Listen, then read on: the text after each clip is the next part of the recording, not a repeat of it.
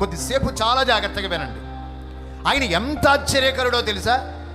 పొలం పోగొట్టుకుంది, మరలా ఇప్పించాడు. పంట పోగొట్టుకుంది, మరలా ఇప్పించాడు. ఆశీర్వాదం పోగొట్టుకుంది, మరలా ఇప్పించాడు. ఇల్లు పోగొట్టుకుంది, మరలా ఇప్పించాడు.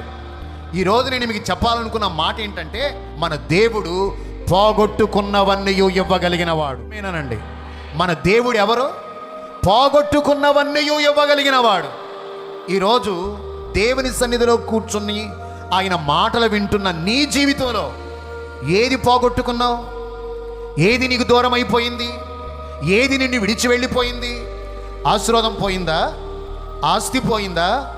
ఆరోగ్యం పోయిందా? అభిషేకం పోయిందా? ప్రార్థనాత్మ పోయిందా? కృప పోయిందా? దేవుని మహిమ పోయిందా? ఏది నీవు పోగొట్టుకున్నా మరలా ఇవ్వగలిగిన దేవుడు, ఆయన పేరు నజరేయుడైన యేసు.